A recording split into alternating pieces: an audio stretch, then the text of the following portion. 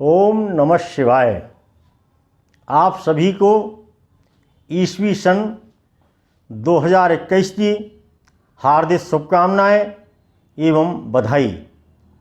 यह आप सभी को सुख, शांति, समृद्धि, सफलता हर क्षेत्र में, हर स्थिति और परिस्थिति में मंगलमय हो, यही शुभकामनाएं हैं।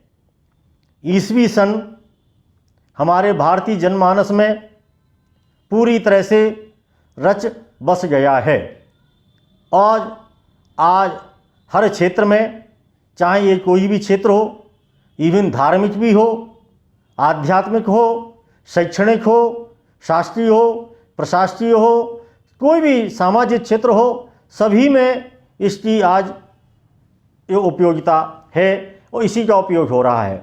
आज चाहे हमारे सामाजिक क्षेत्र में शादी समारोह कोई आयोजन हो, तब भी हम इसी तिथि को 25 अगस्त जी वो शैक्षणिक हो, हमारी जो है जन्म तिथि वगैरह इसी कैलेंडर तिथियों में अंकित होती है।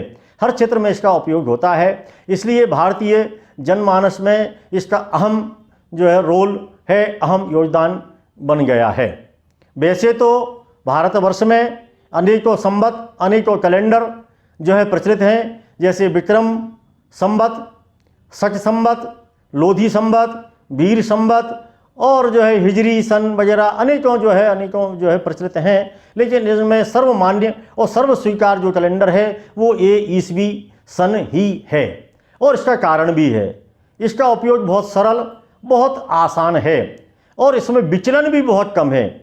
इसमें जो है ये सन शब्द का एक अर्थ होता है सूर्य। इसमें सन क्योंकि ये जो कैलेंडर बनाया गया है वो सूर्य की गति और सूर्य की गणना के पर आधारित है और बहुत सटीक और प्रामाणिक है। क्यों इसमें इतना कम विचलन है कि 4 साल में मात्र एक दिन का अंतर आता है। जो फरवरी 28 की चौथे वर्ष 29, 4 साल में मात्र एक दिन का विचलन आता है और वो उसका समायोजन कर लिया जाता है। तो उसमें बहुत कम विचलन है। 365 दिन का हमारा जो वर्ष होता है उसी हिसाब से हमारी गणना। और इसलिए हम देखते हैं कि सूर्य की जो गति है वो सूर्य हर एक महीने एक राशि पर भ्रमण करता है, 12 महीने में 12 राशियों पर भ्रमण करता है। तो आज जैसे मकर संक्रांति हम सब जानते हैं, मकर संक्रांति का मतलब है कि सूर्य मकर संक्रांति में प्रवेश करता है और वो तिथि निश्चित 14 जनवरी को ही सूर्य मकर, इस तरह से हर महीने 14 या 15 तारीख को सूर्य जो है राशि में परिवर्तन करता है, राशि में परिभ्रमण करने लगता है। इसलिए बहुत कम विचलन सूर्य के आधार पर इसमें आता है।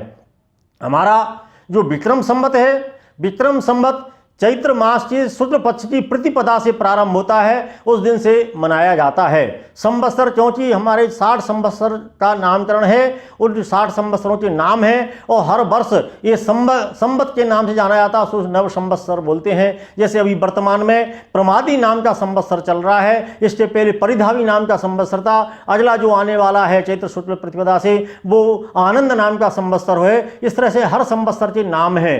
वो उनमें इतना विचलन है क्योंकि वो चंद्रमा की गति पे, और चंद्रमा की गति ये कि चंद्रमा 27 दिन में अपनी सारी राशियों पे भ्रमण कर लेता, 12 राशियों का परिभ्रमण 27 दिन में पूर्ण कर लेता है। उसमें विचलन आ जाता है हर उसमें जो है महीने में 2-3 दिन का, क्योंकि चंद्रमा की गति के आधारित है।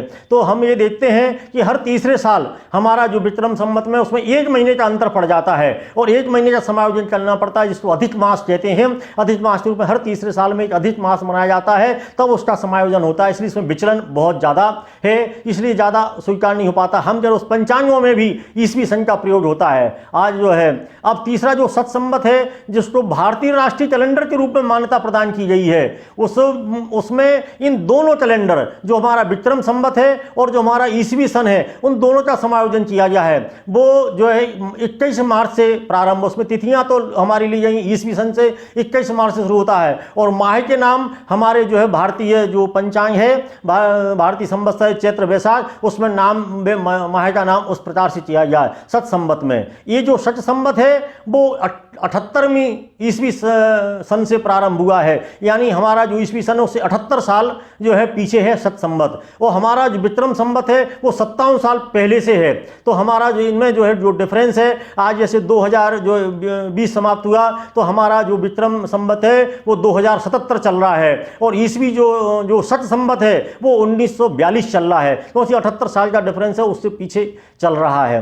लेकिन इसलिए इसमें और ये जो ईस्वी सन है वो उपयोग में भी बहुत आसान और सरल है, तो इसलिए व्यवहार में इसको ज़्यादातर इसी को लाते हैं।